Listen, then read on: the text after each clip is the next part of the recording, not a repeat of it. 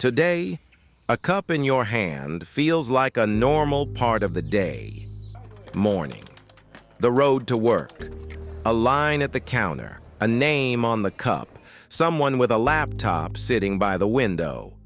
But Starbucks did not only change where people bought this aromatic drink, it changed what people felt in the moment of buying it. How did an ordinary cup become a place, a habit, and a daily ritual? And why did people become willing to pay more for something they could get cheaper almost anywhere? This is the story of how Starbucks turned a simple product into an experience. In 1971, the first Starbucks opened in Seattle, but it was not the Starbucks we know today. People did not walk in for a latte. They did not come for a seat by the window. They did not leave with a cup that had their name on it. They came to buy coffee for home, whole beans, loose tea, and spices. Starbucks was a store for people who wanted to make better coffee at home, and to the founders that made sense. They believed in quality, in good beans, in careful roasting, in respect for the product itself. For them, coffee was not just a quick drink on the way to work, it was something worth understanding. Starbucks was not selling convenience. Starbucks was selling taste, and that matters. Because the founders were not people who failed to see the future. They were protecting a different idea. To them, coffee itself was the center of the business.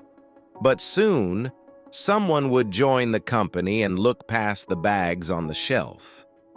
He would see the person on the other side of the counter. And more importantly, he would see why that person might want to come back again. His name was Howard Schultz. He joined Starbucks in the early 1980s. And at first, he saw a strong business, a store with a good reputation, high-quality coffee, customers who trusted the name. But one trip changed the way he saw everything. In 1983, Schultz traveled to Italy, and there, he did not just see coffee, he saw espresso bars. People walked in during the morning, talked to the barista, drank coffee at the counter, and stopped for a few minutes in the middle of a busy city day. Coffee was not a product on a shelf. It was a small ritual. And for Schultz, this was the turning point. He realized that Starbucks did not have to be only a store where people bought coffee for home. It could become a place people visited for a feeling, but that idea was dangerous. Because to build the new Starbucks, he would almost have to break the meaning of the old one. When Schultz returned from Italy, he wanted to bring that feeling to America.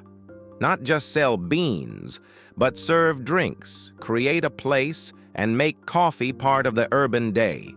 The founders were not ready to move that far, and they had a reason. They had built Starbucks around the quality of the coffee, and they were afraid that a new direction could weaken the very thing that made the company special. If Starbucks became another chain serving drinks, the focus might shift away from the product they cared about most. This was not a fight between right and wrong. It was a fight between two good ideas. The founders believed that if they protected the coffee, people would come back for the product. Schultz believed that if they created the right place, people would come back for the experience.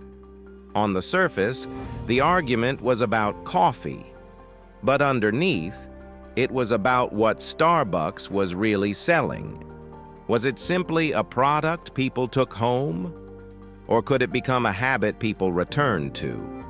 And when that idea could not fully grow inside Starbucks, Schultz left.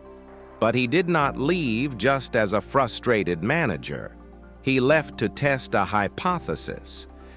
In 1985, Schultz opened his own coffee shop.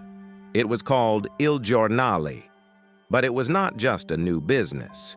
It was a test. Schultz wanted to know if Americans could be sold something beyond coffee itself.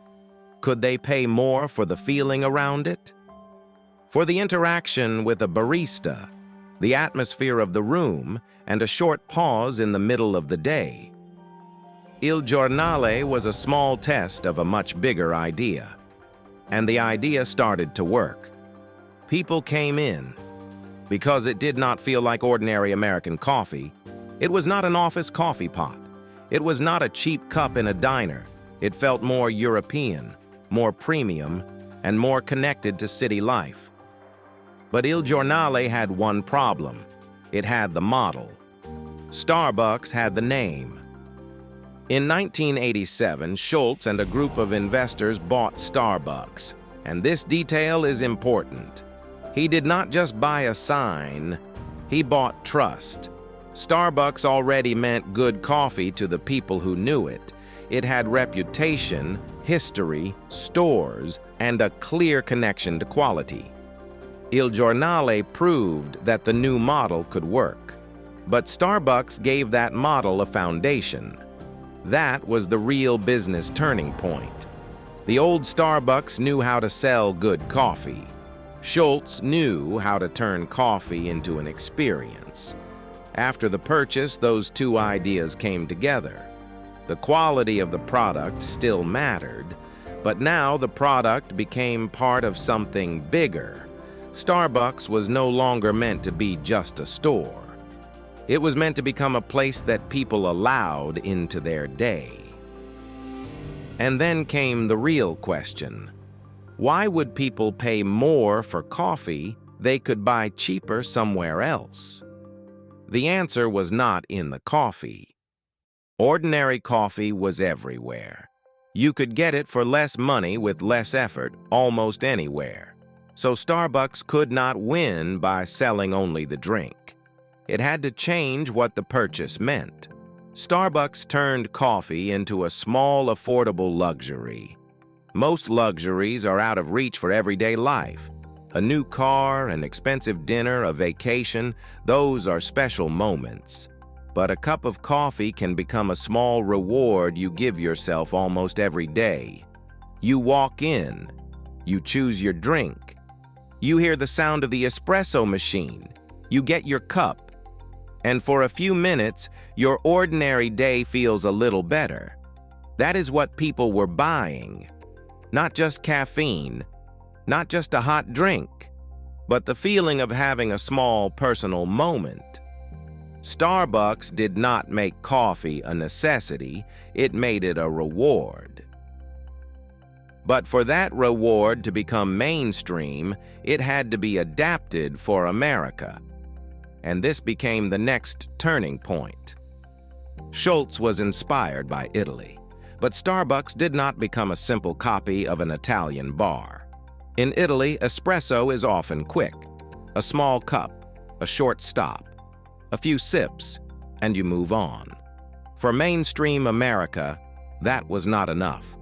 Americans needed a different format, a bigger drink, a softer taste, a longer moment, something easier to take with you, and the latte became the perfect product.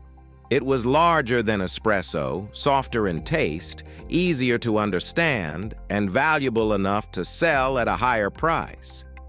You did not have to drink it in seconds at the counter. You could carry it down the street, put it next to your laptop, take it to the office, hold it in your hand as part of your identity.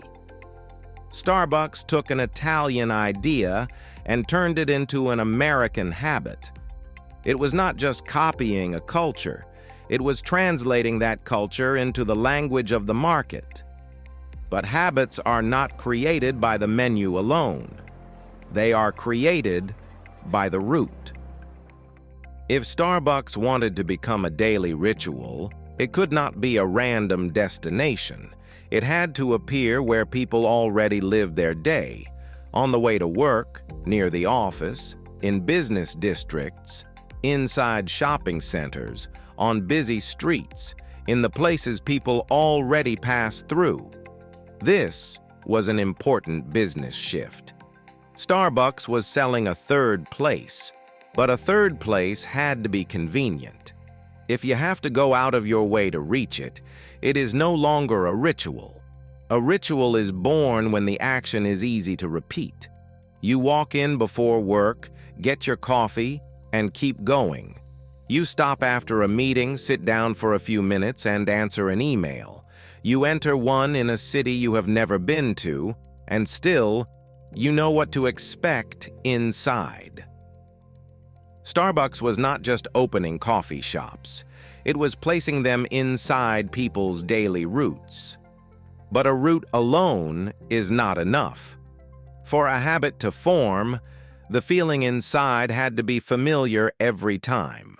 One coffee shop can feel cozy, but a chain cannot grow on random coziness. Starbucks had to repeat the experience again and again. The light, the counter, the smell, the ordering process, the cup, all of it had to feel familiar enough for people to understand it immediately. You could be in your own city, or in a city you had never visited before.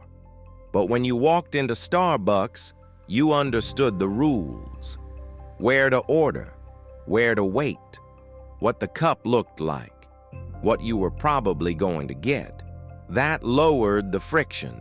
In a large city full of noise and movement, Starbucks gave people a familiar scene, and even the smallest details helped build the ritual, like the name on the cup.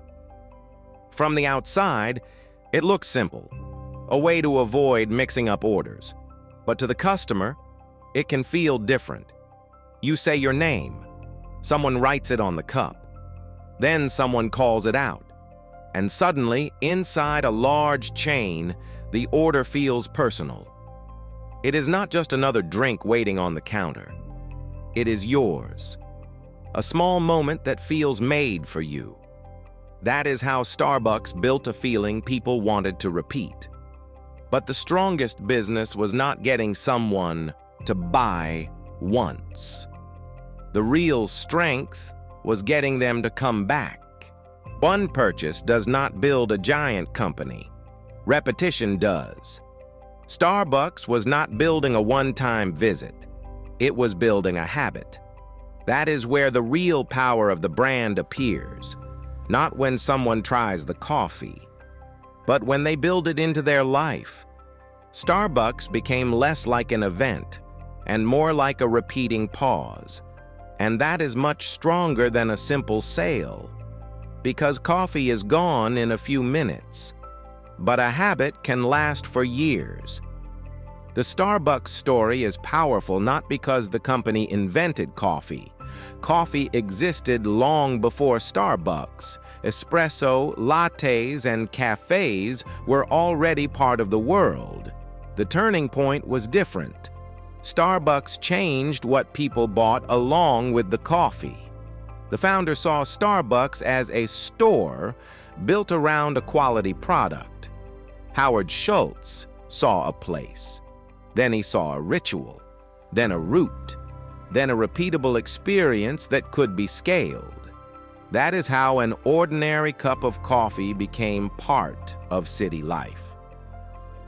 Starbucks did not win because it was the cheapest, not because it sold the biggest cup, and not because coffee was impossible to buy anywhere else. It won because it made the purchase personal, familiar, and repeatable. People walked in not only for a drink, they walked in for a small feeling of control inside their day. A pause in a familiar place, a cup with their name on it, a ritual they could repeat tomorrow. And that was the real business turning point. Starbucks began as a store selling coffee for the home, but it became a giant when it understood something deeper. Sometimes the real product is not what a person holds in their hand. It is what they feel around it. Starbucks sold coffee. But the business was bigger than coffee. It sold a place people could return to, a habit they could build into their day, and a daily ritual that made an ordinary moment feel personal.